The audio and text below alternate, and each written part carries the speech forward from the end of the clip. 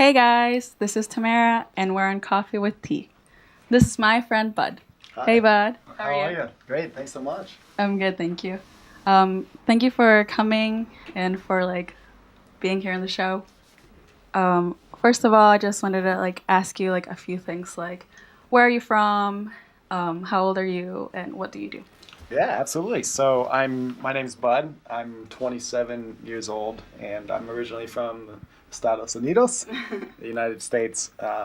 Grew up in Texas, but also moved around quite a bit. So I've been living here on and off in Chile for 3 or 4 years now. So I actually met my wife here probably 4 years ago. So I'm living here with my wife in Ciudad Satélite and working in marketing off the computer. Oh, okay, cool. Why did you move here to Chile?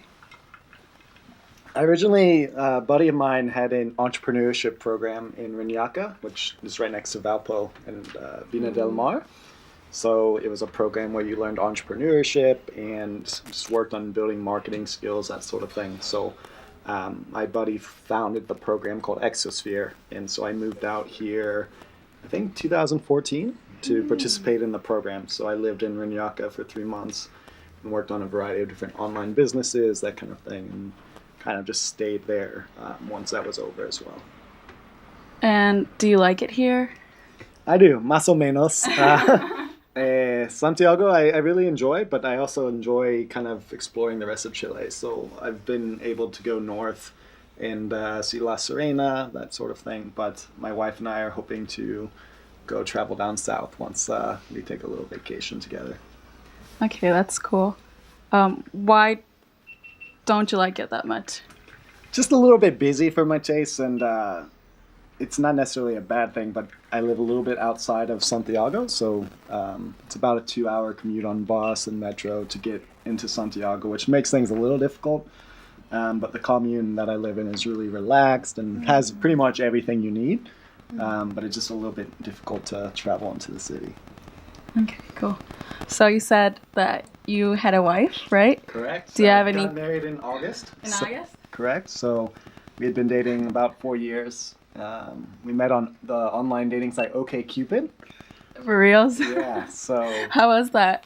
it was good. When I moved to Chile, I was a single man and looking to take advantage of the online dating sites.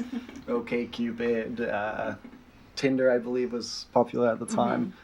I was able to connect with my now wife, and we started dating probably around 4 years ago, and then got married this August. Cool, congratulations. Thanks so much. Do you have any kids? I do not. I do have cinco animales, though, which often function as kids. I have 2 dogs and 3 cats, which do keep us busy in terms of feeding them, walking them, all that sort of thing. Yeah, I'm sure they need a lot of attention. A lot of hair, too.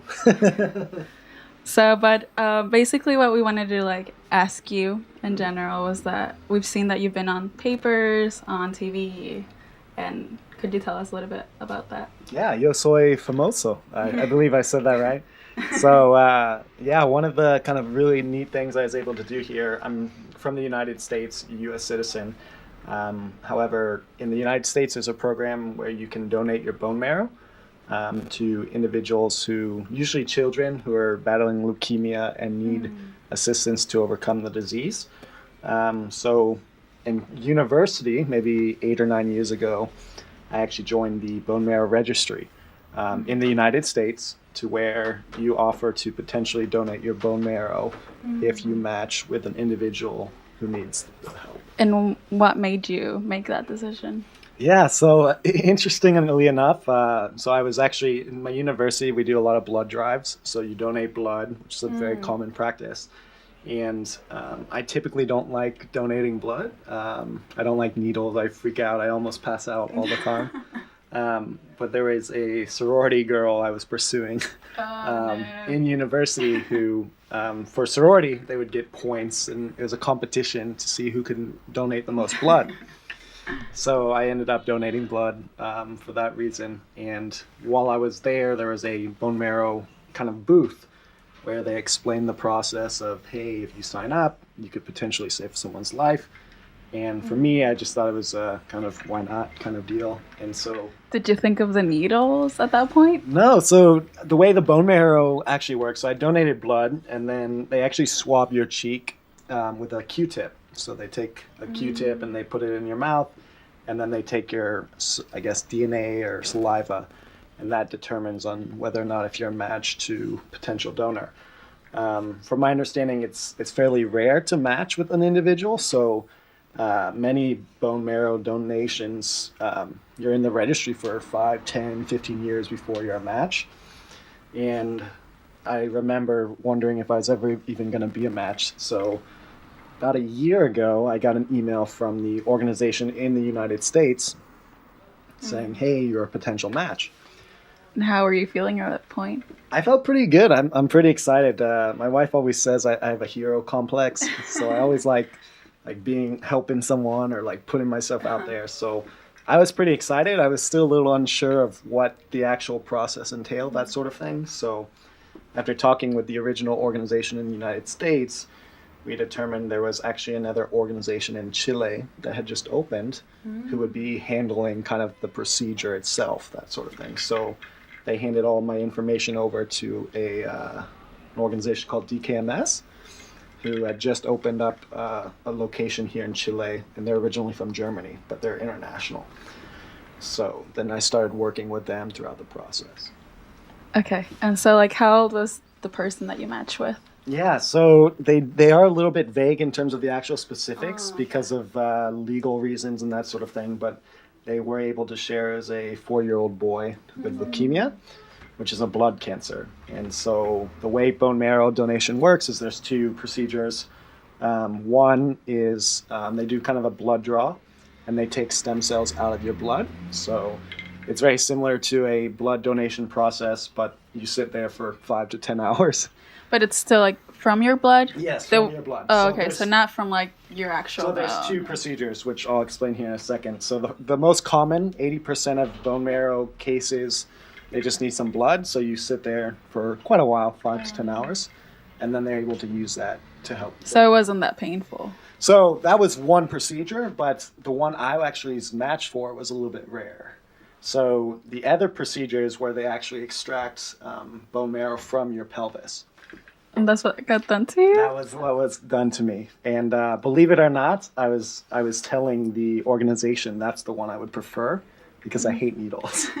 So the way it works is they put you to sleep, so you don't really feel anything throughout the process. They put you to sleep, they knock you out, and then they put like a needle in your pelvis in 2 different holes here, and they extract the bone marrow to help fight the leukemia. Surprisingly, the entire process wasn't particularly painful. There was a little bit of soreness after the procedure, but because you're asleep the whole time, you kind of just wake up and it's over. Did you have any side effects afterwards? Yeah, so it took about a week for me to really start feeling myself again. Obviously, you have to take your time to recover, that sort of thing. I was a little bit sore because they do, like, it's a surgery for sure. Did they leave marks? No, maybe very, very small, and they ended up healing pretty quickly. So, again, I'm a huge baby when it comes to pain. So I didn't find it particularly painful. Obviously, there is some soreness, and it's not like... Like discomfort. Yeah, it's not like enjoyable, so to speak, but at the end of the day, a little bit of pain to potentially save a life is something that I'm more than willing to put up with. How nice is that? Thank you. So glad you did that. Could you tell us a little bit more about the organization here in Santiago?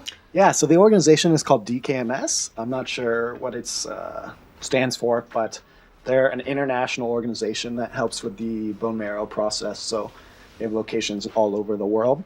And they recently just opened up an office here in Chile where they can get Chileans to donate or to register for the database. So they go around getting cheek swabs to determine if there's a match. And they're really trying to expand the efforts here in Chile. Very, very professional organization. They treated me very well. Everything was a really nice process. Everything went smooth, and I was happy to work with them. And what did you need to do to, like, sign up? Yeah, so the way it works, at least in the United States and with DKMS as well, is anyone can join. You can go online, and if you're in Chile, they send you a swab kit for free in the mail with a Q-tip and then a little container.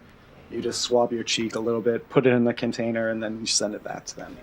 At that point, you will be registered in their database, and if there is ever a match, then they would contact you and you would discuss next steps. So, like, you're a coffee drinker? I am. So I am a frequent visitor of local coffee shops all around Santiago. Like I mentioned, I do a lot of my work on the computer, and so I'll go to coffee shops throughout the day to enjoy some coffee while catching up on some work on my computer. And what's your favorite? My go-to drink for most coffee places is an iced mocha. If I ended up at Starbucks or anything like that, I'll get a frappuccino, but I'm not a big fan of hot coffee, surprisingly. Why not? I just never have been. I don't enjoy it. A lot of people think I'm weird, but I remember every day in New York when I lived there, even if it was 0 degrees, I would always get an iced coffee no matter what. And so people thought I was kind of weird. Kind of picky, too. Well, not really picky.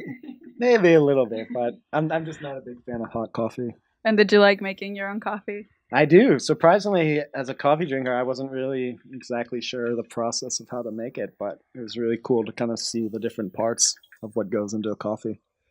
Okay, cool. Thank you. Thank you so much for being here and sharing coffee with me. Cheers. We got to do the cheers. Ooh.